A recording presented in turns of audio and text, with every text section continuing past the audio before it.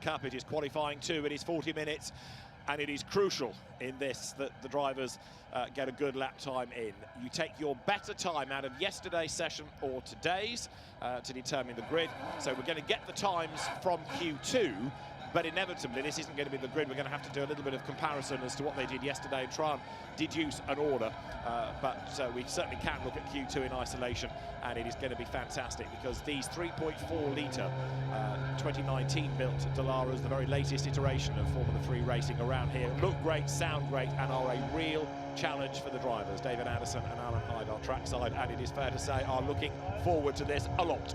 We certainly are. It feels like a very long time ago that we had the Formula 3 cars out on the circuit first thing this morning. It wasn't actually that early in the morning. It was 9:30 this morning. They went out for free practice. It does feel an awful lot, a long time ago that we had qualifying yesterday. It was the final, the penultimate session of yesterday afternoon. 3:15 yesterday, local time, just gone 3 o'clock this afternoon. We've had a number of delays over the course of today on qualifying day. Friday here at Macau. It's now hot. It started the day very chilly, very windy. It's got warmer as the day has gone on. The sunshine is blasting down on the circuit, and it's pretty warm out there. The grandstands are packed. And of all the drivers that this session is important for, perhaps the most is Sebastian Montoya, because the only lap that he put in yesterday was outside the 107% regulation. So technically, he has not yet qualified for the Macau Grand Prix. And that just proves what we just said, that the grandstands are packed. There is not an empty seat there, is there? No. All here on Friday afternoon to enjoy this competitive action that we get towards the tail end of today on qualifying day. But first of all, for the Formula 3 cars motorcycle is coming up around the Guia Circuit here in Macau as well. All of it in very, very warm conditions. That's the number 8 car of Dino Beganovic. That car has been going very well for the Swedish driver, driving under the Theodore team, and Banner with Prema Racing running the car. Yeah, Gabriele Mini was the man that topped the times yesterday. They'd been out this morning for free practice, but it had 3 red flags. And so actually there was very little that you could glean from it. There was very little to be achieved in it. Doesn't give you a guide at all. And 1 or 2 drivers, Mini and Dennis Hauger, in fact, giving up. They didn't go out for the last 6 minutes of the session because they probably feared yet another stoppage, but also trying to protect tyres going into this qualifying session. There is Gabriele Mini, who at the moment has provisional pole position from Luke Browning. Didn't even bother to go out for the last 7 minutes or so of free practice this morning. There was a stoppage, he got out of the car, he went over to the pit wall, spoke to the team. There was nothing to be gained at the end of free practice, but Mini has been superb. Yeah. So this is the entry list with previous winner Richard Verschoor, along with Roman Stanek, and newcomer to F3 Ugo Ugachukwu for Trident. At Yensa, the British-American Max Esterson, Charlie Wirtz, son of ex-F1 driver Alex Wirtz, and Matthias Zagazeta. The SJM Theodore Prema Racing team has Dino Beganovic along with Gabriele Mini, and the third of those cars is in the hands of Paul Aaron. Then you've got Luke Browning, Isaac Hadjar, and Alex Dunn at High Tech Pulse 8. Campos Racing, the Spanish team, has Pepe Marti, Sebastian Montoya and Oliver Goethe. Then you've got Noah Leon for Van Amersfoort with Sophia Flörsch and Tommy Smith. ALT Grand Prix fielding Lawrence Van Huppen, Christian Mansell and Nikola Solov. At Rodin Carlin, Zane Maloney and double winner Dan Ticktum. And at MP, there's Dennis Hauger, Murray Boyer and Marcus Armstrong, who is also coming back to Macau, having been racing in the IndyCar Championship for Chip Ganassi this year. Marcus Armstrong, 20th he was. How different could this be from racing in American single-seater racing? Very, very different indeed. But one of the beauties of the Macau Grand Prix, it encourages drivers from all over the world to come and compete for this. A mighty crowd on the world single-seater stage, and they are all lined up, ready to get Q2 underway. Second qualifying, engines fire up, green flag down in pit lane. Qualifying 2 is underway for Formula 3. Yesterday, the only driver into the 2-minute 5s in Quali 1 was Gabriele Mini. Therefore, 2 minutes 5 has got to be the target, because it means you're improving on your time of yesterday if you were in the 6s or slower. It was Mini, Browning, Beganovic, Hauger, Dunn, Hadjar, Armstrong, Solov, Goethe, Ticktum, the top 10 yesterday. And the MP Motorsport trio goes out first. And although in touring car sessions earlier we saw drivers working together and looking for clear track space, Here it is every man for himself, and so it's going to be a really lively, hectic start. It most certainly is. Look at the long shadows here and the sunshine here at Macau. The air temperature is up to 23 now, 16 when we started today, when the Formula 3 cars went out following the bikes this morning. Really chilly this morning, really warm this afternoon. It's going to be hard work. It's very different conditions now. And Gabriele Mini biding his time, others also waiting in the pit lane, so not everybody has gone. Stanek has yet to go, Chukwu has yet to go, Vert, Zagazeta, Bukanovic, Mini, Aron, Goethe and Smith all looking for clear track space. Very early in FP2 this morning we had a track blockage at the Macau hairpin where Paul Aron just didn't make the corner, just understeered midway through it and headed towards the barrier and nobody else could get past him. But here, hopefully the drivers will be very attentive to the fact that they've got to get on with the programme, they've got to get some laps in to get the tyres up to temperature, and then the times will come. And Dan Tickton, I think a lot of people are tipping him for a third win. It's not that easy, and he's not finding it that easy yet, but he is certainly with a huge amount of experience and the confidence he's up because he knows what comes around. And this is a joy to have on the camera with Dan, somebody that's won the Macau Grand Prix 2 times here in Macau, and to be on board with him on some of those pit laps has been an absolute joy. We rather liked, and we might do it again today, just to go with the on board through Mandarin and then the run down towards Lisboa. It was such a rewarding feeling hearing the engine note not lift for a moment around not just the bend at Mandarin, it is a corner. Oh, proper, yeah. Now that's Donna Maria, which is the left-hander that loops you round towards the tight Melco hairpin. There it is, and that is one of the great Macau images as you see the cars either side of the very, very narrow hairpin, and then speed building, they come down the other side. Now the end of that section of Black Sands is Fisherman's Bend, and then there is our bend, and then there is the timing line at the start of another lap, and then it's going to get really serious. So you'll have first up towards the line Armstrong, Boyer and Hauger in the orange MP Motorsport cars. They will be the first 3 through, and the car of Mali Boyer will be the first one to do a lap time as the rest of the field now come filing by, some looking for clear track space. You've got Luke Browning in the background in the blue Williams colours for High-Tech Pulse 8. And don't forget as well, just talking about Mandarin being, about Mandarin being a proper corner, that's also taking you into a short DRS zone, the other side of it. So if it wasn't quick enough, you've got DRS to factor in on this bit of the circuit. Oh yeah, I forgot that. We've got DRS as well on these cars, haven't we? On the run down towards Lisboa, which is the overtaking point on the circuit. We don't only have a double winner in the form of Dan Tickton on the grid this weekend, we also have a defending champion, essentially, because the last time Formula 3 cars were here was 2019. That was won by Richard Bashur. That's why he's got #1 on the car this weekend. And we look for him to really show the form over the course of qualifying. He was 11th yesterday. Red flag, I'm afraid, already. Red flag. So qualifying is interrupted. And that's why, because in the wall, in a lot of damage, is Nicolas Solov. And Solov crashed at the end of FP2 and brought out the last red flag. And that's in a similar part of the racetrack, isn't it? It is, and that car is with a lot of damage now. Oh dear, oh dear. So they haven't even completed one flying lap during this session. We got a red flag bringing the session to a stop. So Solov has got to rely on yesterday's time. 8th he was, 2 minutes 6.755. Can't do any better than that now. No, that's a very costly moment very early on in the session. The clock has been stopped at 36 minutes. What did we say this morning after free practice? They have so many stoppages that they were 15 minutes into the session before they've done a lap. Yeah, that's right. Yeah, you forget how long it takes to do an outlap. At least here the clock stops. So they're not wasting the time, but they've still got to go again. They've still got to do an outlap. And Solov has done the job good and proper, hasn't he? He's taken the front and the rear left corners off that car. That has been a big hit. Yeah, big hit. And that car needs to be recovered after the rest of the field have all threaded their way slowly past the incident into pit lane. So that was what, coming out of police, wasn't it, towards Moorish?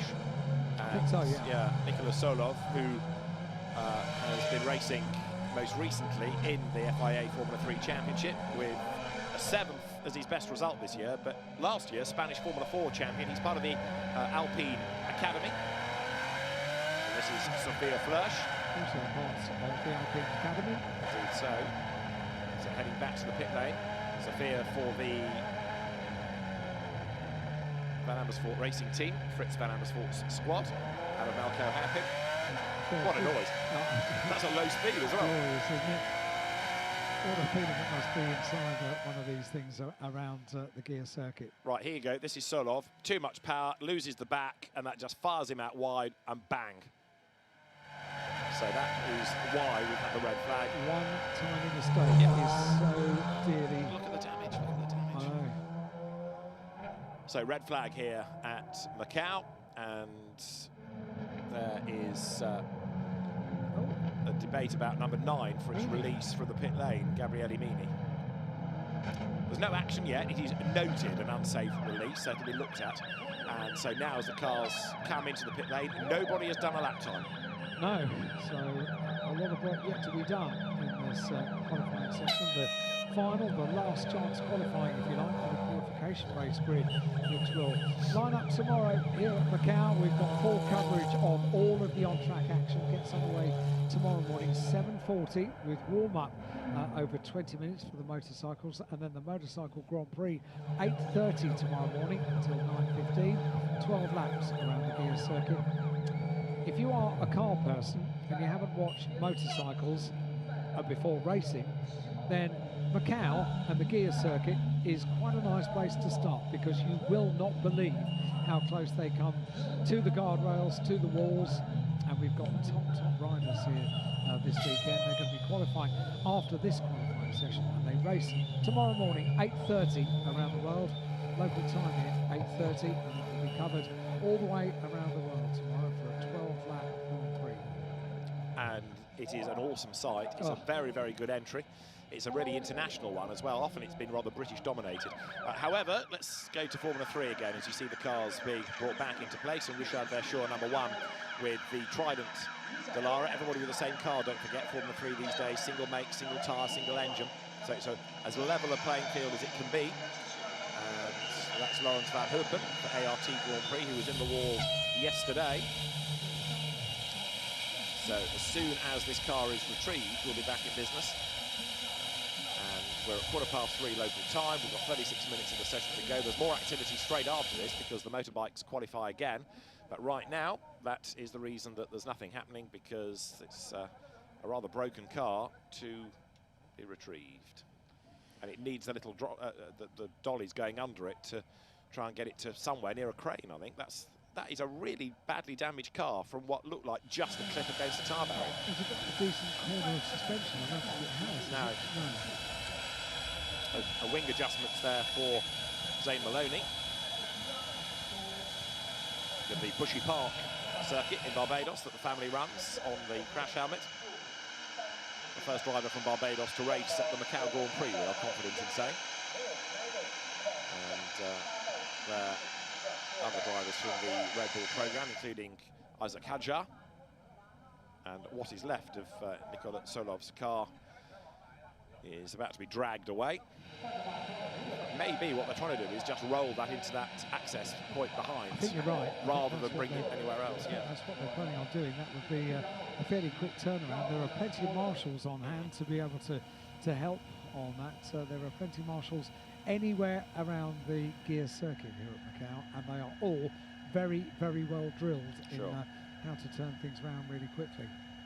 Dan Tickton, you saw a moment ago, getting set to go. Sophia Flörsch, Gabriele Mini, they're all ready, they're all eager. Of course, the Formula 3 car of this generation with the halo device atop it.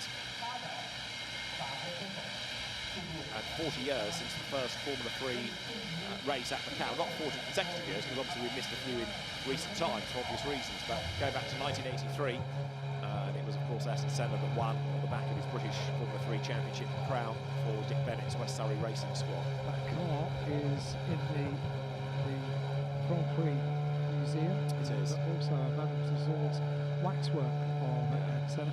Didn't realise he was so diminutive in stature. I never came face to face with Senna. I only watched him on television with Murray Walker's commentary and James Hunt's commentary alongside, and never really got to see just how I felt tall next to him, and that's very rare. Luke Browning, part of the next generation of British drivers, getting ready to head out on circuit again. He was in the walls a little bit this morning, damaged the front wing on his outlap even, but he went well yesterday. Second fastest, Luke Browning. Yeah, it wasn't a good morning, was it? No. There were a couple of incidents for Luke Browning early on in the session, so hopefully qualifying goes a little bit better. What do you think they've been doing all day? What do you think they've been doing today? Studying data, you think? Hopefully. All day? Well, something like that. The Gabriele Mini unsafe release, yes. Wrong car. The unsafe release was Nicola Solov. Kick a man when he's down.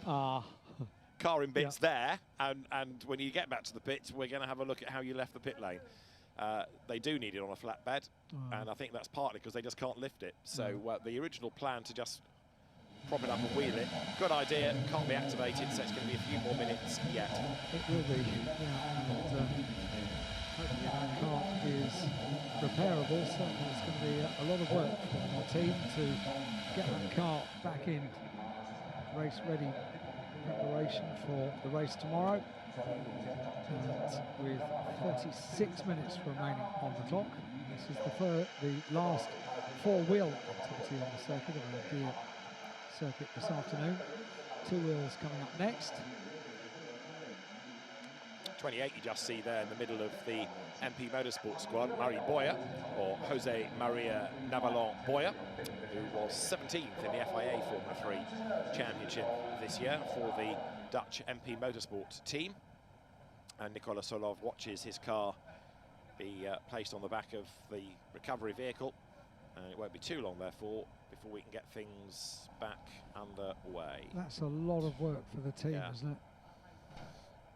It is. I mean, the good news is that the cars are next out even later than the time now, as in 24 hours plus, 10 to 4 tomorrow. So they've got a whole day to work on it, but they could do without having to work on it. Slippery surface noted down at turn 15 as well as a result of that. So they'll be aware of that, and will be treading lightly as they make their way out of pit lane on the outlap, the warm-up lap for the tyres. They have not yet had a chance to show what they're made of during this qualifying session. Let's hope we can just run. We just had a textbook example of qualifying session without interruption for the GTs, didn't we? Well, apart from the red flag. Early on. Yeah, until Kevin Estra. Oh, yes. Did a Lisboa special. But well, yes, largely that was good. And it's been a good day on the whole, with limited interruption. But there, the rest of the field set to go back out. Dennis Hauger, another of the drivers, returning, if you like, to Formula 3 machinery. The attraction he's never raced at Macau has brought him here. He was in Formula 3 in 2020 and 2021, but of course those were non-F3 years here. So this year, double winner in Formula 2, 10th in the championship. About wanting to come and race at Macau, tick that off the bucket list. And Richard Verschoor coming back, as Alan was saying, he's effectively the defending champion here, having been the winner in the Macau Grand Prix back in 2019. And don't think for a moment that the Macau Grand Prix is just an extension of the championship. You know, we've been talking about Gabriele Mini, 7th in the championship this year, but, you know, showing the way home in the times. The year that Richard Verschoor won the Grand Prix, he was only 13th in the championship. Yeah, I know. It was an impressive performance that year in 2019, and of course we had no way of knowing that next year we wouldn't have Formula 3 cars here. Indeed. There was no prediction, so when you're on a roll like that, you would have come back in the following year in a normal situation and defended the title, and who knows where we'd be as far as number of wins for that young driver. Things were different. Formula 4 took over in 2020, 2021 and 2022. Just seen Isaac Hadjar's Red Bull livery car. He's another driver stepping from F2 to F3 for this weekend. 28 is Murray Boyer once more, we've talked about.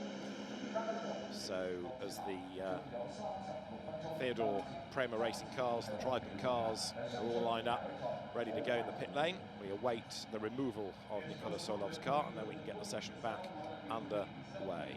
Hardest working team today have pretty much been the camera crew down in pit lane, because we've had quite a few of these interruptions that have been fairly lengthy, and it is hard for the drivers to keep their concentration. Just looking at the number 14 car of Alex Dunn, he's been impressive yesterday, incredibly impressive. He won the British F4 Championship last year. That's the number 12 car of Isaac Hadjar,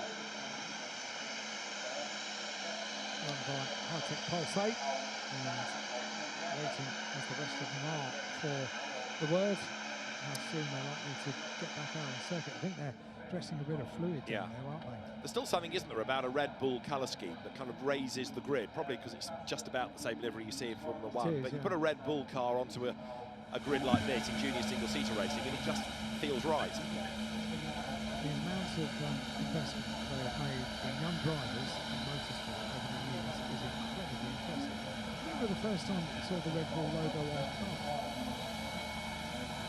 I want to say it was something like a Sauber 93, 94-ish, as a very minor sponsor. It was just on the top of the car, on top of the hoop. Yeah. I wonder what this is going to be. So 15:24 local time confirmed as the start of the resumption of this qualifying session. We are 15:21. They've dressed the fluid down there, and the marshals run back to post. So we are almost ready to go, 2 minutes away.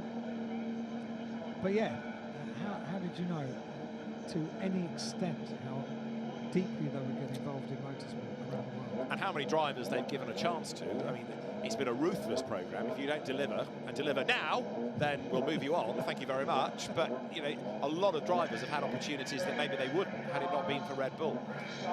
It's a tough programme to be on. It's, you know, as I say, you've really got to reward and repay that faith, but a lot of people have been given opportunities, and it spreads all around the world, and not just motorsport. You know, there are so many other extreme sports that Red Bull has had an involvement in. Right, Dan Ticktum getting set, ready to go back out again.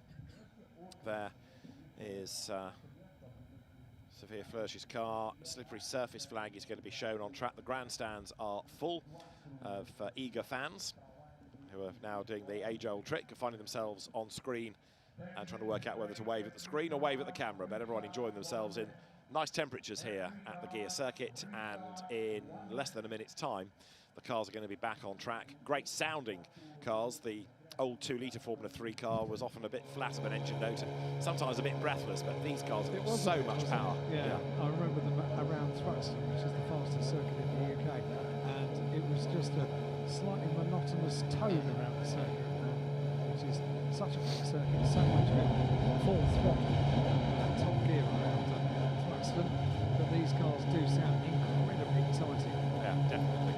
And you can see why drivers have enjoyed the new iteration of Formula 3 with all that power. So drivers are about to head out. We'll see who the savvy teams are by keeping the cars back a little bit before they release into traffic. It's fine if you're at the end of the pit lane, but really you want to be first out or last out, and then you've got clear track space around you. 36 minutes of this session remains, and the green flag is waved down in pit lane. The roar of the engines down in pit lane heralds the advent of cars on the circuit. They'll be moving the cars. It's a bit of a messy getaway, isn't it, down in pit lane? Number 5 car being pulled back. That's Chesterton. Motorsport car. Back into order. Next to the field. Single file down pit lane to get this session. In the sunshine here at Macau, 35 minutes or thereabouts of this session. Now the important work, getting tyres back up to temperature. It's hot out there, it's warm out there. Tyre temperature is not going to be an issue.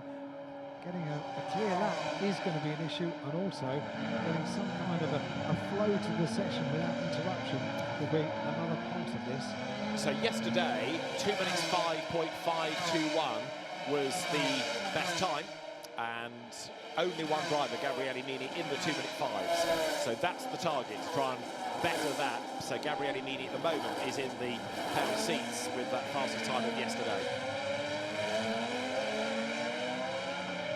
So cars out on circuit, threading their way around the hilly section of the 6.1 kilometre Guia Circuit here at Macau. Just look how close the wheels come to, yeah, a bit longer than that. This one's holding up with number 5 car being investigated for an unsafe release. That was the car that was out and then pulled back and put on into around the rest of the field. And that got on with that. But this is a unique view from the cockpit of Performance Car. See just how close the wheels come to the barriers and the walls around the Guia Circuit. That's why this place is such a one-off on the world stage. It is so demanding. So we're looking at times low 2-minute 6s or 2-minute 5s. That means you're in the ballpark. I say we're looking, we're going to have to wait before we look because we've got to get the out lap finished and then a flying lap, and it's probably going to be the second or third of the flying laps where the times start to come. We were seeing yesterday, weren't we, that drivers could go and then just have a sort of recovery lap and then go again. And there is a meatball flag being presented to number 15, Pepe Marti, for a damaged front wing. So 15 has clipped something. Pepe Marti damaged the wing on the car. So let's have a look at Luke Browning for a lap as he comes out of our bend through the run up towards the timing line. Now stops the lap then, so through he goes. The British driver second fastest yesterday.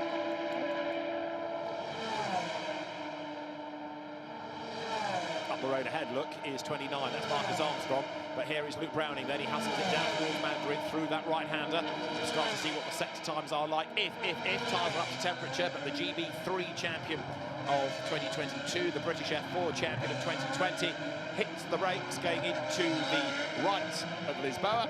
And it's good, it's a personal best, so it's a decent first sector time. Yeah, needs a good qualifying session this afternoon after a couple of problems this morning during free practice for Luke Browning. We know how good he is.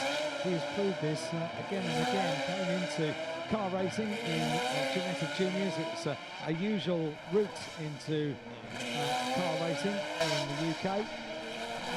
Very soon he's going to also have the addition of a TOCA Junior Championship as well, which we'll be looking forward to.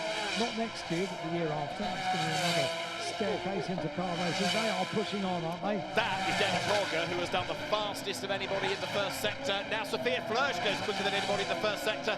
But Dennis Hauger is absolutely flying here. He knows that you've got to get a banker lap in early should anybody else have a drama and put it in the wall. It was nearly him, but Dennis Hauger is absolutely charging that. So is Luke Browning, absolute best sector 3. So each car that comes across the line is going to shuffle the order on this first run. Sophia Flörsch has been absolutely supreme in that first sector again and again. Yeah. Yesterday and today, this morning, this afternoon.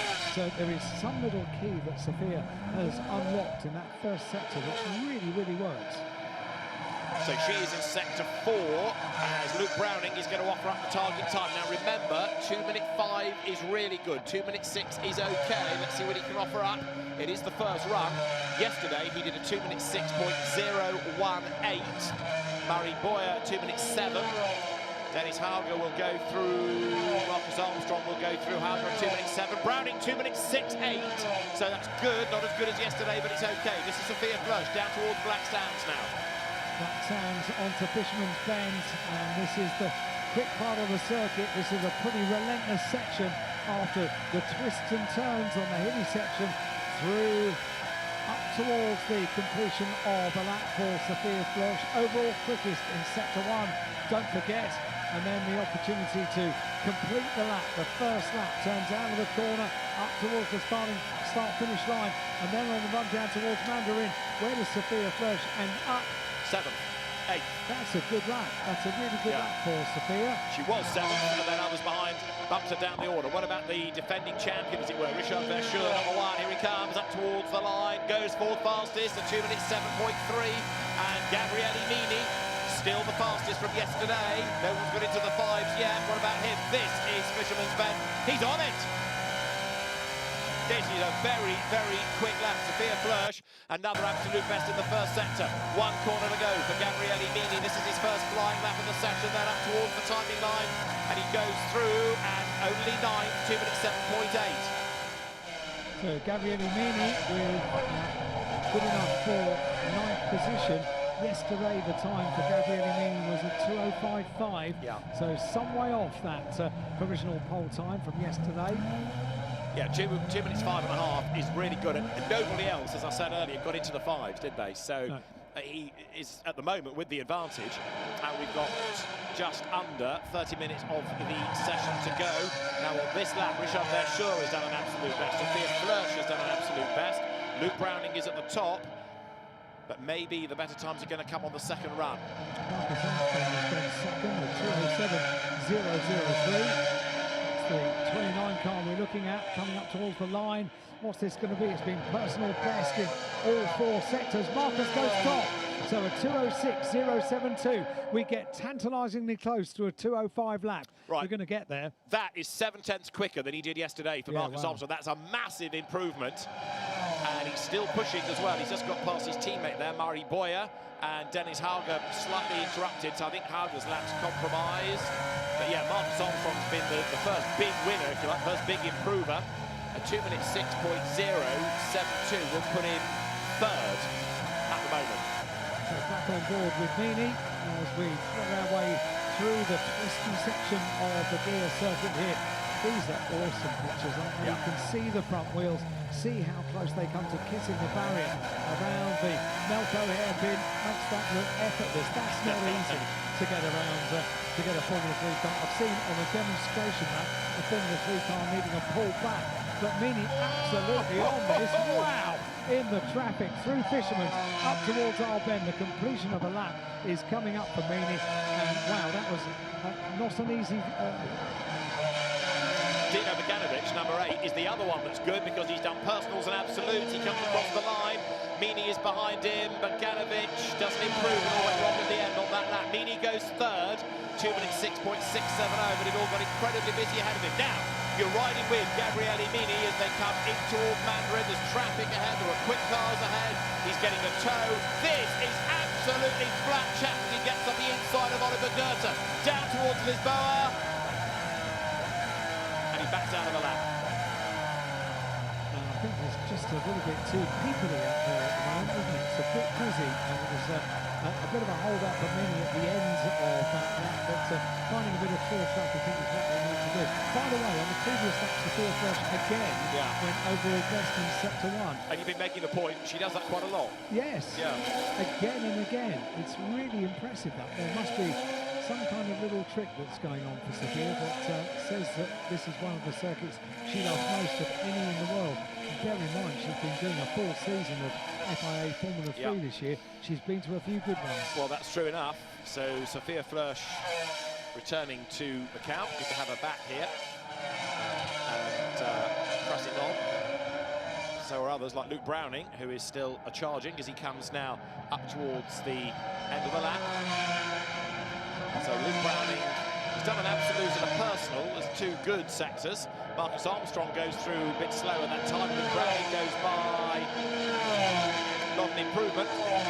But Isaac Hadjar in the Red Bull colours has gone 2nd. Alex 2 minutes 6.449. Alex Dunn goes 3rd indeed. So Dunn's done a 2 minutes 6.6. That's not as good as yesterday. Right, you're riding with Dan Tickton. And try and go with him for the whole lap as he accelerates now down the straight, heading towards Mandarin and then onto Lisboa. He's in 9th position at the moment, some improvements on the previous lap tonight. Sophia Flörsch goes 8th, so having a really good time. That's demoted down to 9th as further improvements come. But Marcus Armstrong is top, Verschoor is 2nd, Hadjar is 3rd, Alex Dunn is 4th, Hauger is 5th, and Mini in 6th. On board with Dan Tickton.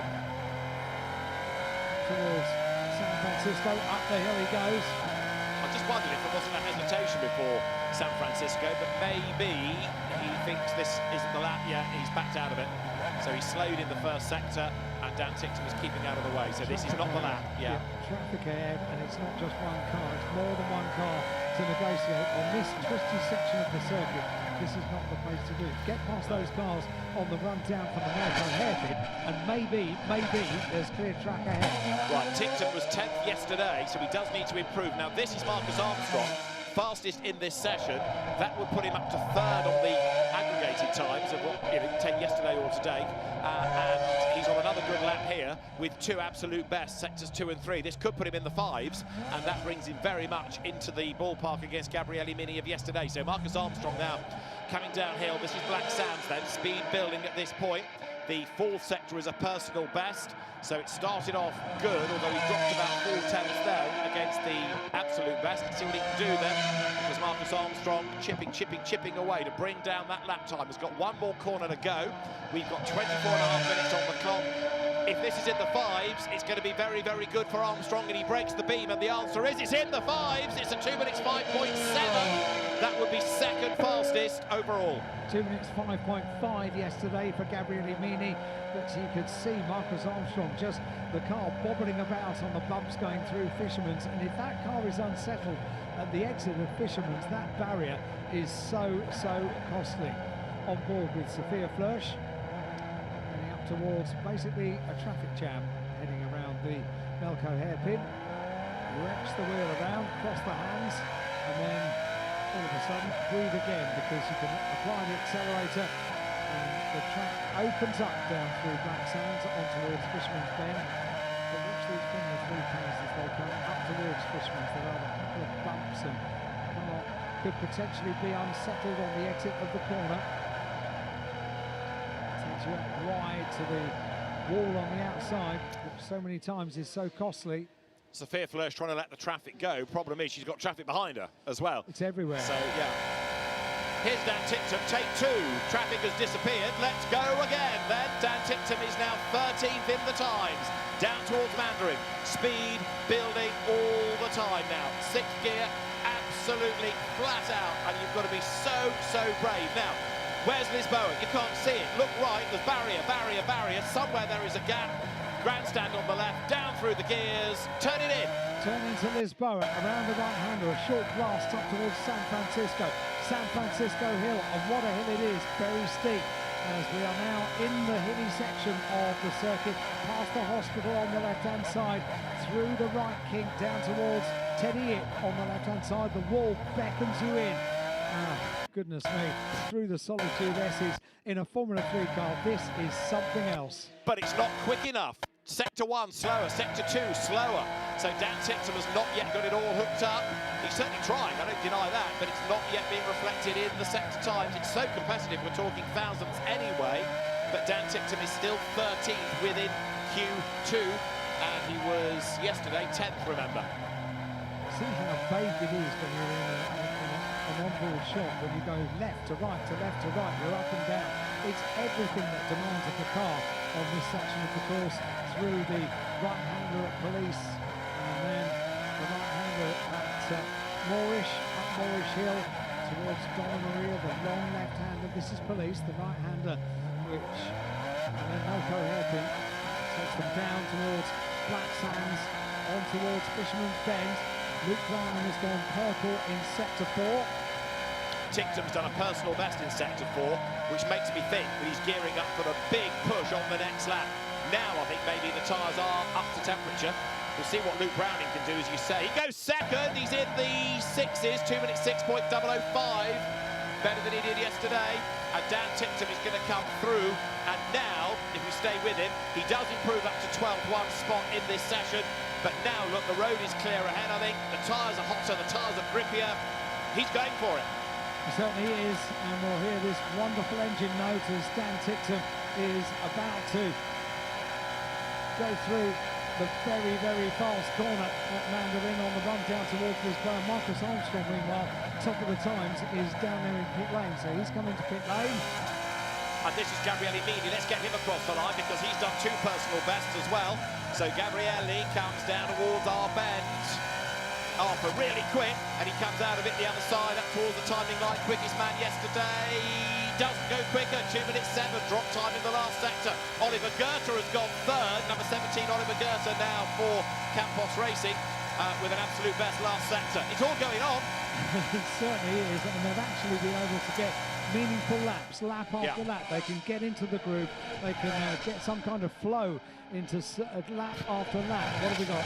Everywhere you look, there's an improvement in a sector. Luke Browning, absolute best, sector 3. Isaac Hadjar up to 4th, ahead of Pepe Marti. Richard Verschoor is 6th, Bogdanovic 7th, Aaron is 8th, Alex Dunn is 9th. Dennis Harbour is in the pit lane at 10th, and Dan Tipton has been elbowed back to 16th. And even on this lap, Tipton's not improving in sectors. It's interesting, isn't it? The double winner here at Macau. He's been doing Formula E for the last 2 years. A very, very different piece of machinery for Dan Tipton to the... I do beg your pardon. We've got entwined, haven't we? A very different piece of machinery between a Formula 3 car, an FIA Formula 3 car, and a Formula E car. And Dan Tipton at the moment is not where we would expect for a double winner here at Macau. You've got to be pretty special to win once, extremely special to win twice. Luke Browning, personal best, absolute best, bails from the lap. Gabriele Mini, absolute best, sector 2, but sectors 1 and 3 outside of it, not an improvement, so he's still pushing, he's heading up the hill. Let's see what he can do then as he comes now into Donna Maria. Go left. Great noise from these cars, absolutely outstanding sound. That's what a racing car should sound like. Yeah, you're absolutely right. So Mini turns into the Melco hairpin, makes it look easy on the run down through flat sands. Now this is kind of into the second half of qualifying. 40 minutes this duration for the second half of qualifying, and now we see quite a few of them coming into pit lane. So a breather. This is what they were planned to do if they weren't being interrupted by red flags or the need for a virtual safety car. So most of the field coming into pit lane. Yeah, new set of Pirellis, and Mini has backed out of it, even though there was an absolute best in the sector.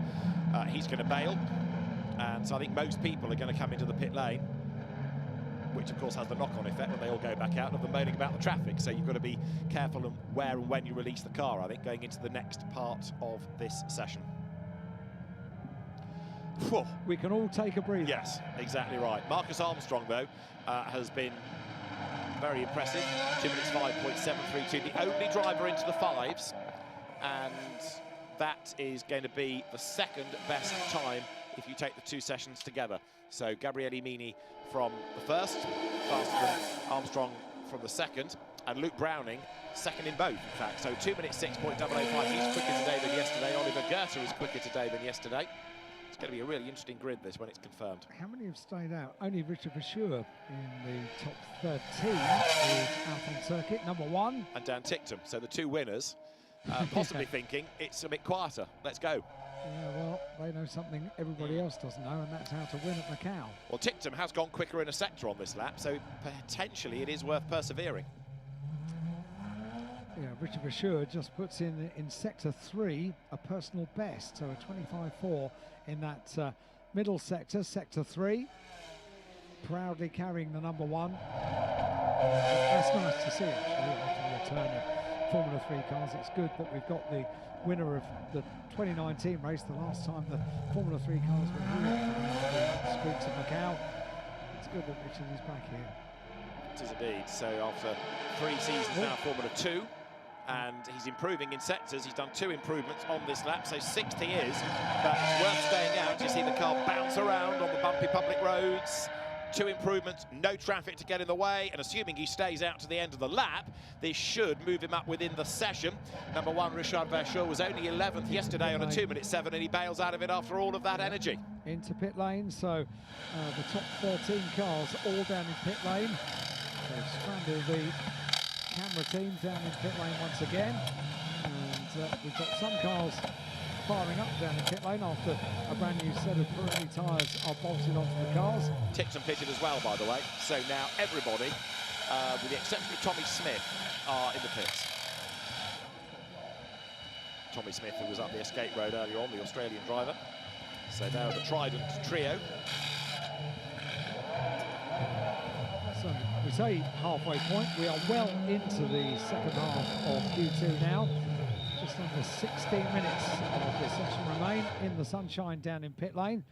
The eyes of Gabriele Mini, and let's see when the team decide to release that car back onto the circuit.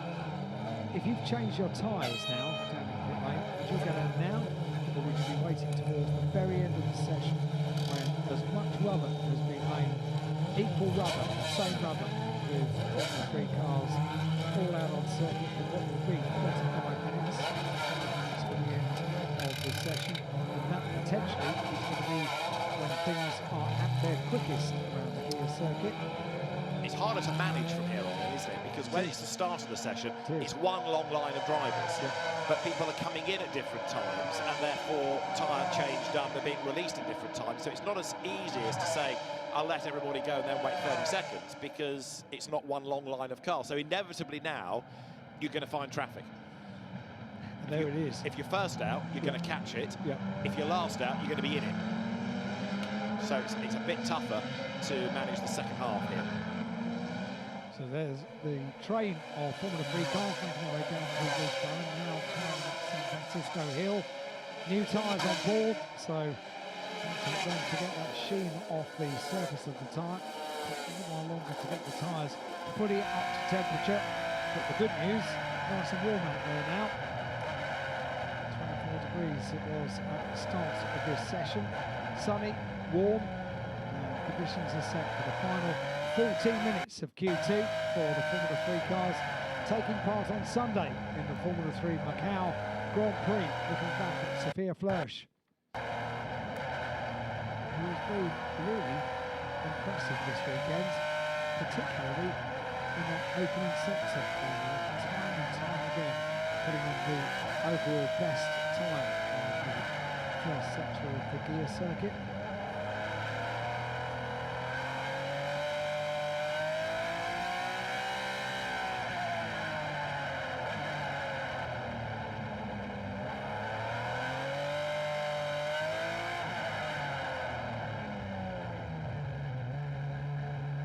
And a spin ahead, and that is Hadjar, I think, has gone around, and there's a Prema car trying to get through, but Isaac Hadjar has had a spin. Yellow flag at turn 16. Isaac Hadjar trying to rejoin, but he's made the road very narrow, and that's not going to be easy to get going from there. But that was a low-speed spin, very odd. And it also shows you just what surprising things can happen when you go around a corner at Macau. Here you go. And all of a sudden you see a car in the middle of the circuit. That's an outlap. So the tyres are cold. Yep. Oh, wow. Too quick on power. Car goes round. And then a surprise for everyone following. He didn't hook a wheel up against the wall on the inside, did he? Don't think and that's so. why, as he accelerated, it sort of distorted the line. I don't think so. Okay. He's trying to get it going again.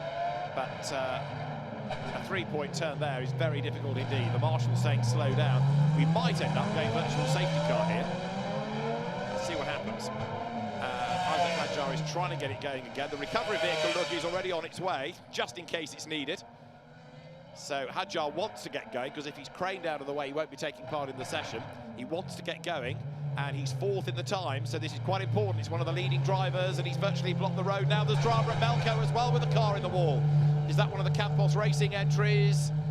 There's just about room to get by. Only just. Go on, son, get a bus through there. You're It's fine. hard enough as it is. They do get a bus through there. Yeah, you're right. Every day. So Hadjar has blocked the road, and that means that Christian Mansell can't get by. Rui Marquez, the race director, is doing his nut because he's got track blockages. Red flag again, second stoppage. Trying to identify the car that's come to a halt at Melco. Is it number 10 maybe? No, it can't be Paul Aaron, different livery. But that corner clears itself. And 16, Sebastian Montoya. Oh dear, Second drama dear. of the weekend, crashed out yesterday. And Isaac Hadjar then.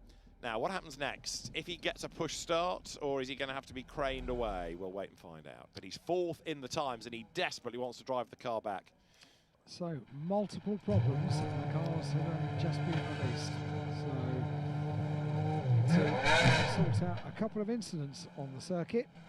And again, the same problem as yesterday. The cars will fire, but the clutch is such a tricky device. To switch. That the car just lurches forward. So what he's trying to avoid is mechanical assistance, because if you can drive it back, fine. The marshals can sort of push him out of the way because he's essential to clear the road. Everybody else now having to be flagged down so they don't go piling in. That's why the session's been stopped rather than a VSC. Gosh. So this gives us 11.5 minutes. Now, last weekend for Formula 4, the last 10 minutes, the restart for the last 10 minutes of Formula 4 was absolutely enthralling. We had some tremendous final 10 minutes. Yesterday, after a restart for Formula 3 cars, the last 10 minutes absolutely enthralling. So the scene is set really for the final 11 minutes and 38 seconds of this qualifying session. It could be enthralling. It could be enthralling. Isaac Hadjar has resumed and the road is clear. So one problem resolved, one yet to resolve. Red flag means the cars will come back down into pit lane. It might be a reasonably short call before cars are invited to come down pit lane and get back out onto the circuit. So away around the Macau hairpin. Some cars already back in pit lane, including 2019 winner Richard Verschoor. The team are standing by, and they get to know the way things work here at Macau. They get to learn an awful lot about the event because it is an event like no other. So many interruptions can just break the concentration. I'll tell you what, it's a fascinating grid, because even with 11.5 minutes to go, you're going to lose 3 minutes for an outlap. So let's say this is going to be an 8-minute session, and then you've got to get 2, maybe 3 laps out of the tyres. And there are lots of people that not only are lower down than you would anticipate, they were yesterday as well, and the times generally are not looking as quick as yesterday. Yeah, quite a few names that we would expect to be going a little bit quicker, including drivers that are not here for the very first time. I think the most notable one is Dan Ticktum. What is going on with Dan Ticktum's time this morning and this afternoon? Because they are not what we would expect for a double winner here at Macau. Gabriele Mini in this second qualifying section is only on the 206s around on the best lap. 205.5 yesterday. Yeah, 1 or 2 have made a step forward, like Armstrong, like Browning, like Goethe, but Ticktum and Mini slower than yesterday. So Marcus Armstrong, I think this is his 3rd visit, I think, here to Macau. I'm sure we'll check on that. But he's got experience around the circuit. He tops the times at the moment. He's only a couple of tenths away from the quickest time from yesterday. He's got a 205.732. And it is his 3rd visit here to Macau, and he's gone well here at Macau in the past as well. So the New Zealander tops the times in car number 29. Luke Browning is 2nd. Yeah, just going back to Armstrong, he's also one of the good overtakers here, because in 19, although he only finished 8th, he was 17th on the grid. Now that's good going. Okay, I know there are always going to be incidents, but even so, that's good. It's exceptional. Finding a place to get past is True enough. Pretty exceptional. True enough. So that's Gabriele Nini, who is still on provisional pole position, although relying on yesterday's time. And so the road, in theory, now should be clear, so I can't imagine it would be too long before things were allowed to restart. That was Ugo Ugachukwu we were having a look at, who is a driver that excelled in British F4 a couple of years ago. I haven't seen him for a while, and he has grown. Wow, he's a really tall driver now. He's well over 6 foot tall, very slim, very slender. Session is going to resume at 3:55. The reason I mention that, it's very rare to have a very tall driver who is able to further his career in single-seaters. Clearly, Ugo is able to do so. There have been a few exceptions to that. There have been tall drivers that have been able to excel in single-seaters. Clearly, that's the route that Ugo wants to go. Very often that the taller driver finds a lifelong career in maybe GT racing, which is a little bit more racing, touring car racing or something like that. But Ugo, I think, is fairly intense on his road to Formula 1, and with the support of Zach Brown and the McLaren team, that's where his trajectory is clearly marked at this point. The session is going to resume in about 40 seconds' time, so we're not far off getting it back underway. Yeah, going back to your Ugachukwu point, it's also relatively rare for American drivers to want to go to European single-seater racing. You know, they tend to think more NASCAR-ish as the first thing, or stateside racing. But the resumption of qualifying then, with 11 minutes and 38 seconds on the clock, is about to resume. 20 seconds and counting, engines are fired up, mass exodus of cars, the mad scramble down the pit lane. Almost ready. For what will be essentially just under 10 minutes of this qualifying session now. No one has got quicker than Gabriele Mini from yesterday, the 2:05.5. Green flag is waved, the session back on the way in 11.5 minutes for Formula 3 cars at Macau. And nobody's hanging about this time. Everybody wants to, everybody needs to be out early. So the pit lane open, and the whole field of cars, then 26 in total that we have. We've lost Nicolas Solov, of course, he was the first red flag, but Isaac Hadjar causing the second. Fourth he is in the times. Hadjar's lap 2 minutes 6.174, which is 0.2 better than he did yesterday. So some of the drivers are benefiting from today, but it's not a uniform faster session, is it? No, it's not. It's warmer than yesterday now, with the sunshine pouring down on the circuit. Although we had a really cold track temperature early on, didn't we? It was really chilly this morning, never known it quite so cold. 16 degrees first thing this morning, really windy, really, it was a clear morning, but just very cold. And it is that chilly walking down to the circuit this morning. Wind blowing, now sunshine, clear skies, and packed grandstands to see the final 10 minutes of qualifying. And you know what? We've got a treat for them this afternoon here at Macau, because once this qualifying session is complete, it was going to be the final on-track action. We've got a second qualifying session for the motorcycles. They deemed that maybe it wasn't enough for the qualifying session first thing in the morning. So another one at the end of today's champion's one to say, but after we've decided who will take pole for the qualification race in Formula 3. So the session should have ended by now, but for the red flags. So we are running a little bit late, but we've got 10 minutes still of this to run to determine who is going to start the qualifying race from pole position. And right now, Gabriele Mini is the fastest out of the 2 days of qualifying running, with his time of yesterday still being better than anybody has done today. Marcus Armstrong, a Kiwi driver, returning to Macau, returning to Formula 3, former member, but no longer, of the Ferrari Driver Academy, the New Zealander, who was the Italian Formula 4 champion, runner-up in FIA Formula 3, but then he had some really bad years in Formula 2, 13th, 13th and 13th in his 3 years in the championship, and having been dropped by Ferrari, headed to America to Chip Ganassi for this year.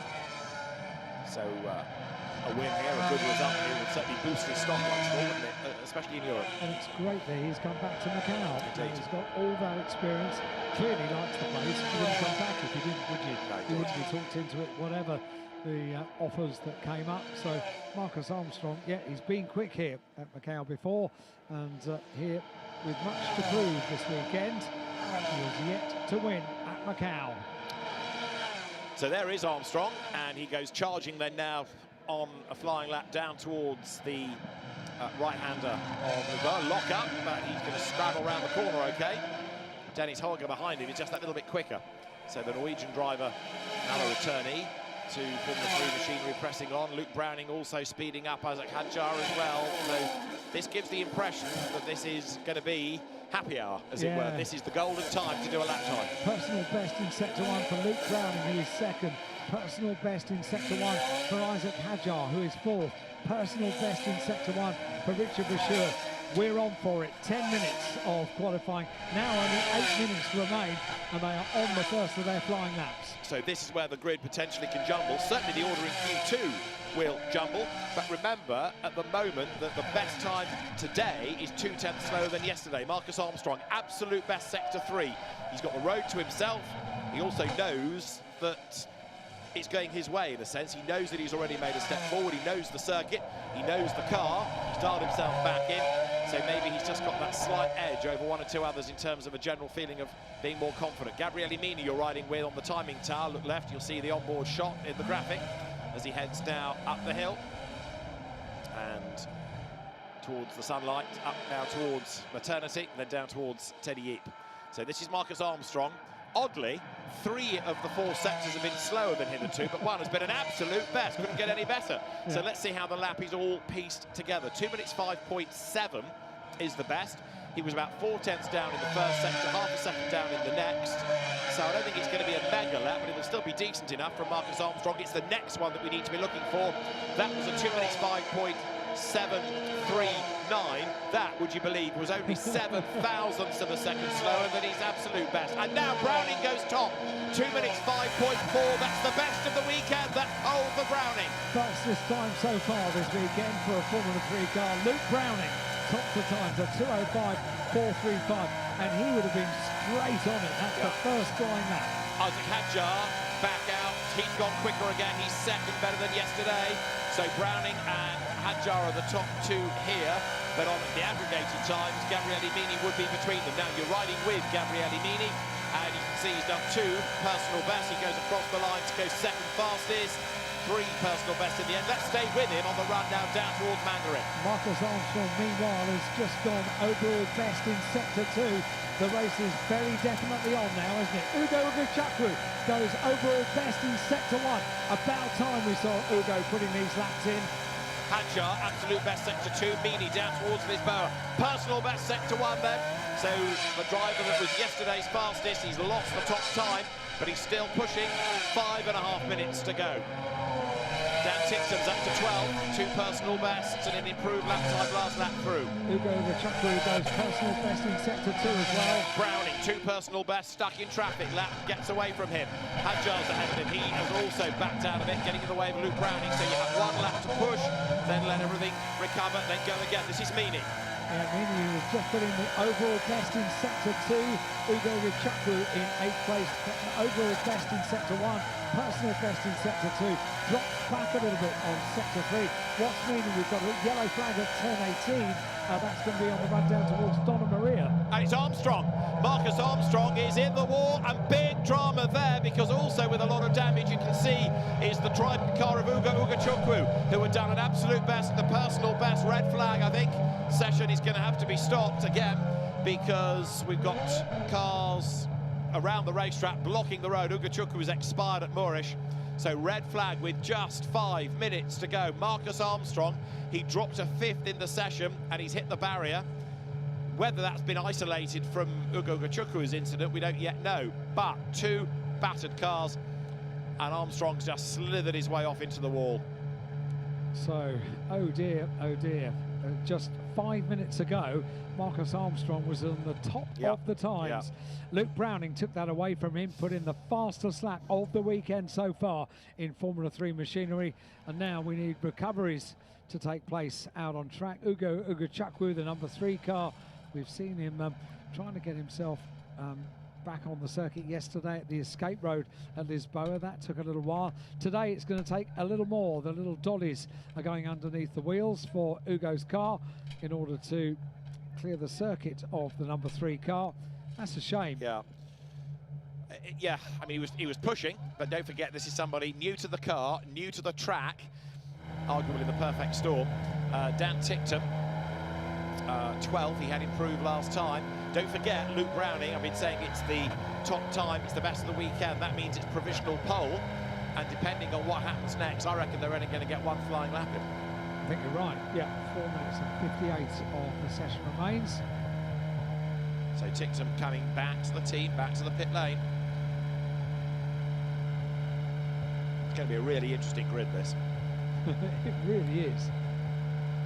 Ugo Ugachukwu was 19th yesterday, 2 minutes 8. Today, 2 minutes 6. So he's found 2 seconds. I know he's found the wall, but he's found 2 seconds, and that is the big, big positive. That's a really good step forward. That was so impressive by Luke Browning. Let's just go back to that. The fastest Formula 3 time of this weekend, a 2:05.4, a 10th quicker than Gabriele Mini went yesterday at the end of qualifying. But Luke Browning did that for the first time of asking when the session got back underway. Here we go, about to see exactly what happened at Donna Maria. Car just straight on. Didn't hit anything. But there, look, damage on the right front, even before Ugachukwu gets the damage on the left. So I think he glanced the wall on the inside that fired him wide and bounced him into the barriers. So that's really the reason for the stoppage there. Well, we said it was going to be dramatic. We tell no lies. Oh, drama aplenty is guaranteed at Macau year after year. And the drivers come back for it because the spoils of victory over the course of this weekend is like no other. Yeah, sure. You can't test. It's one event a year, pressure on, and the tremendous circuit, absolutely no question. So the battered Trident car of Uga Chukwu needs to be retrieved, and I think it's going to be taken off the road to the escape road at Moorish, and then we can get things back underway with just under 5 minutes on the clock. Yeah, 4 minutes and 58 to be precise. The marshals working so quickly to get the track cleared. They know just how important this is.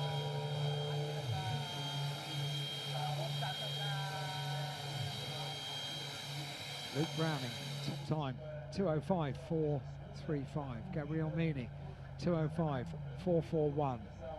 6 thousandths of a second difference between Mini and Browning. Boganovic, Dino Boganovic in third, 2:05.518. Isaac Hadjar in fourth, Marcus Armstrong. Unfortunately, one of the causes of the red flag, the car stricken down on the run through Donna Maria. Marcus Armstrong in fifth place, Alex Dunn in sixth place, Oliver Goethe in seventh place, Uga Chukwu being recovered. It was on a good lap down there in eighth place, Barry Boyer in ninth place, and Marty completes the top 10. Former winner, Richard Verschure, only good enough for 11th place at the moment, and Dan Ticktum, a double winner here at Macau, down in 12th. So once again, concentration to be focused on the restarts. 4 minutes 58, circuit clear, short barriers, circuit furniture is all okay to get things back underway. Just Ugo's car requiring the final few stages of recovery. And of course, all the cars returned to the team. They can't wait in the fast lane. They've got to go back to that 45-degree parking formation and be released from there. So they can't queue on the fast lane, which would gain track position, but you can't do it. That's Luke Browning, car number 11. And so often you see drivers, when they're waiting to go back around the circuit, absolutely totally focused, they're visualising. Luke Browning even afforded a bit of a wave for the camera earlier on before this session got underway. That's maybe showing that he was pretty relaxed going into this, following a couple of moments this morning in pre-practice. Paul Aaron. See Pete Aaron on the car. Older people might think Pete Aaron from the Frankenheimer Grand Prix movie, but it's definitely Paul Aaron, the Estonian.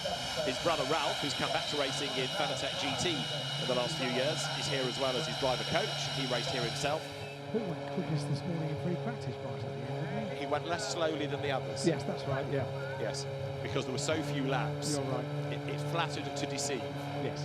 But you're right, he was at the top of the time. That's bragging rights. Sir. That's bragging rights. Yeah, true.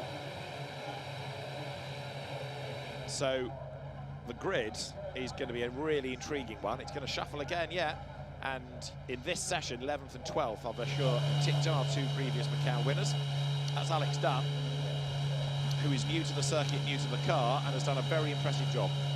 He's been great, absolutely great. Yesterday shined in the second half of qualifying at the end of yesterday afternoon, and is relaxed enough to give a little wave to the camera, which is nice to see. That's the car of Charlie Wirtz. That colour scheme up close is absolutely stunning. Yeah. Gorgeous. The car run by the Yenser motorsport team. They got fined for a fueling infringement yesterday. Not the drivers, but the team, for not having the appropriate clothing for refueling. Very colourful crash helmet from Charlie, son of Alex Wirtz. Teammates Max Esterson and the Peruvian driver, Matthias Zagazeta. Right, so track clear of car. Now just a bit of liquid to be soaked up. The other reason to return to the team, of course, is so you've got the blowers to keep the car cool and keep you cool. Yeah, it's warm out now. People in grandstands are all using umbrellas. A week ago, they would have been using them for a bit of rain that we had over the course of the weekend. But today, it's to shield them from the sunshine, which is pretty fierce out there because it's a clear sky, no cloud cover. Number 7, that's the car of Matthias Zagazeta.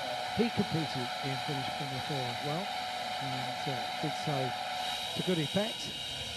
Finds himself here at Macau now, and that's the 25 car, a double winner, Dan Tipton. Just going to say, Zagazeta, another newcomer to these cars. So, again, steep learning curve, because he's been doing the Formula Regional Championship this year. Dan Tipton playing with the camera as well. A wide-eyed look to the camera for the audience around the world. And possibly a little bit confident and a bit playful when you've won it twice. That is Jose Maria Marti Sobrapera, or Pepe Marti for short. And he was 5th in the FIA Formula 3 Championship this year, 3 times a winner. And one of those wins came at Monaco, Street Circuit. Street Circuit. So we now get instruction that in less than 1 minute we'll get this session back underway. And it's not for long, it's just under 5 minutes we'll have for the resumption of qualifying. And it will be in 30 seconds time at 4:11 here local time. So engines firing up. That's Sebastian Montoya down in pit lane. And it's his first time, his first visit. The tyres do like his goodness me. So the green flag is within 10 seconds of being shown, and the clock has just under 5 minutes, 4 minutes and 58 on the timing screen. So we go, we're back live, the session is up and running. Down the pit lane they go then, and Luke Browning heads out. Marcus Armstrong does not go, maybe that car needing a little bit of attention. But there's a whole queue as the field is released. There is Dan Tincton. Teammate Zane Maloney we've not really touched on. He damaged the car yesterday, but Zane Maloney is 15th within Q2. It's a shame that Marcus Armstrong hasn't got down to 5th with the improvements for Browning, Meany, Bogdanovic and Hajar.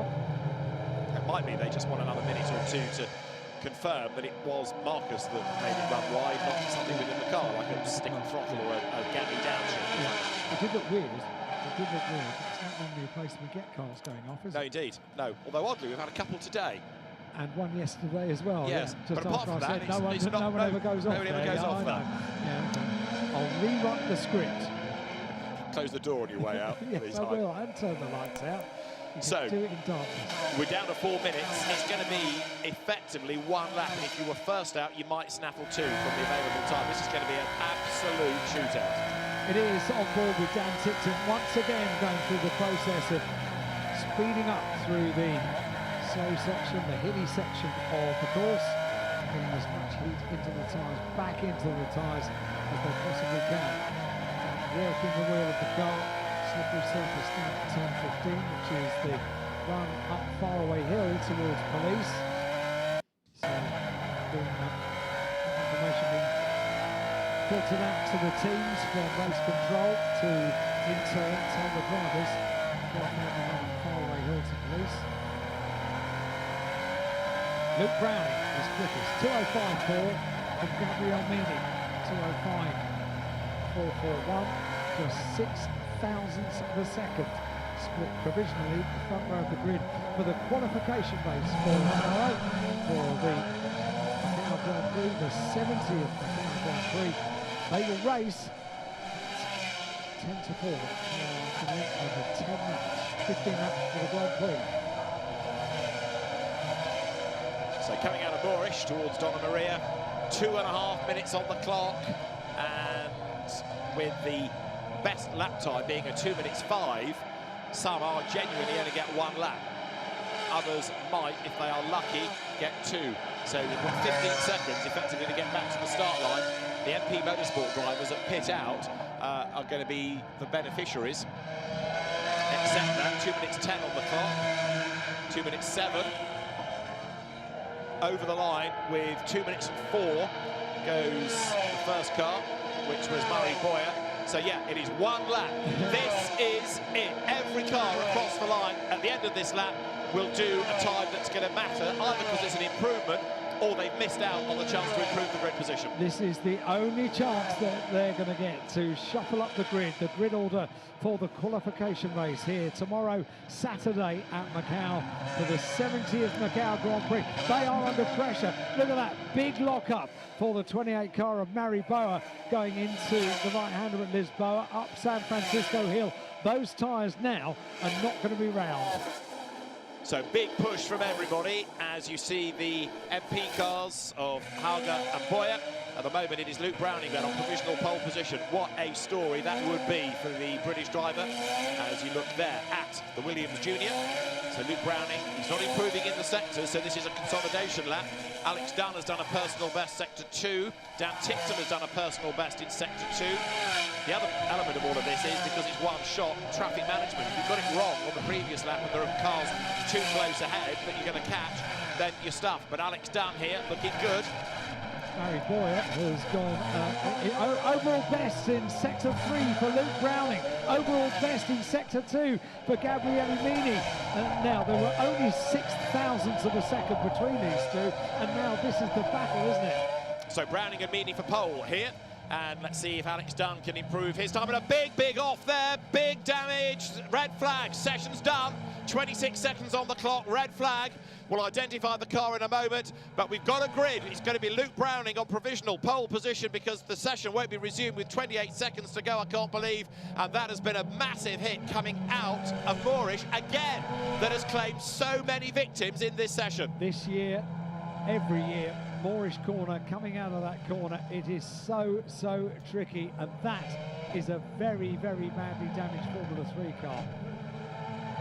So, red flag again in this second qualifying period for the Macau Grand Prix.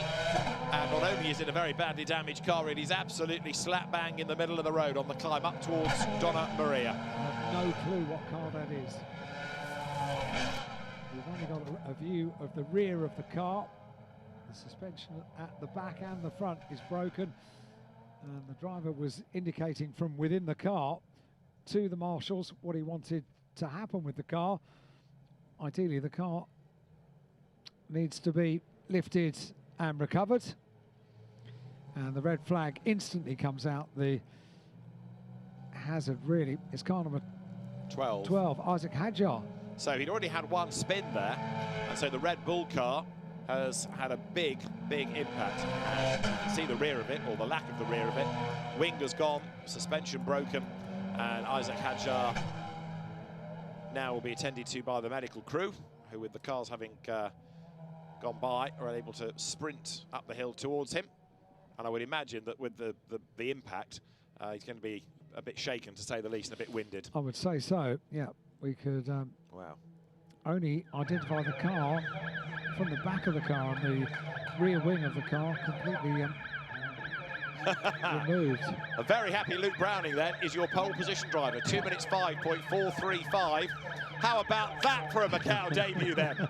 Can't get out of the car quick enough. Well done, Luke Browning. He's part of the British Racing Drivers Club's Superstars programme to look after young British talent. And how about that for young British talent? He's on pole at Macau on his debut. Session will not resume. Out of the car he gets, so celebrations are just and true down in the pit lane. Number 1, says Luke Browning to the viewers around the world. And Luke Browning is certainly a very impressive young driver. All cars immediately into Parc Fermé conditions down in pit lane, but he's, he knows what this means to go quickest. It wasn't going to be a battle, wasn't it, between himself and Mini on that one final lap around the Guia Circuit here at Macau. The giant, look at the smile. There we go, off comes the balaclava. The team are there to congratulate. Lovely scenes down here, and there will be a press conference after this, and it may be that all of the press conferences from the day will appear at this broadcast at the end of qualifying for the Motorcycle Grand Prix, because we haven't had a chance to squeeze them in over the course of today. So this is the order at Q2 then. Luke Browning tops the times overall, but if you take the session in isolation, was 6 thousandths quicker than Gabriele Mini, and then Dino Beganovic was third, from the session stopping Isaac Hadjar, and Marcus Armstrong in 5th. 6th was Alex Dunn from Oliver Goethe, the session stopping Ugo Ugachukwu, Mari Boya and Pepe Marti. Then Richard Verschoor ahead of Dan Ticktum, ahead of Paul Paul Aron. Next came Dennis Hauger a long way back. Zayn Maloney from Sophia Flörsch, Charlie Wirtz 17th from Roman Stanek, Noah Leon and Max Esterson. The order completed by 21st, Laurens van Hoopen, then Sebastian Montoya, Christian Mansell, Matthias Zagazzetta, Tommy Smith and Nikola Solov, who was another red flagger earlier on, rounding out the 26. So take those times and combine them with what we had of yesterday. We'll try and combine a grid. Now, we need to find out what happened to Isaac Hadjar, and this is going to be the answer. He's already lost it. He's already hit the wall very, very hard as the car comes to an end. But that having already had the accident coming out of Moorish. So there you go for the provisional grid. Luke Browning for pole position, ahead of Gabriele Mini and Dino Beganovic third. Isaac Hadjar fourth, Marcus Armstrong fifth, Alex Dunn sixth, Oliver Goethe seventh. Dennis Hauger eighth on yesterday's time, ahead of Ugo Chukwu, one of the big winners from today, and Murray Boyer 10th. Oh, it's going to be a good run to the first corner of this, isn't it? What about 11th on the grid then? We'll have a look at the next third of it in a moment. Pepe Marti will go 11th, ahead of Richard Verschoor. Dan Ticktum 13th, he's got work to do. Paul Aron next from Nikola Solov and Zayn Maloney. Sophia Flörsch 17th from Charlie Wirtz, Noah Leon and Roman Stanek 20th. This is taking yesterday and today and taking the driver's best time from the two. 21st is going to be Max Esterson from Laurens van Hoopen, Sebastian Montoya 23rd, then Christian Mansell, Matthias Zagazzetta and Tommy Smith round out the order. So the qualifying race will start with the grid for tomorrow's race based on the better time out of either Q1 or Q2. You take your better time, that puts the qualifying race grid together. The results of the qualifying race, which is the shorter of the races at 10 laps, will determine the start grid for the Grand Prix itself on Sunday. And if that hasn't whetted your appetite for the quali race, I don't know what will, because that's a brilliant grid. Looking over the reservoir at the back of our commentary position at more of the Skyrise at Macau. So Luke Browning will start the qualifying race on pole position for the Macau Grand Prix, and that qualifying race will be underway tomorrow at 10 minutes to 4. There's still track action at Macau today with the Motorcycle Grand Prix second qualifying session coming up after we've seen the highlights of Q2.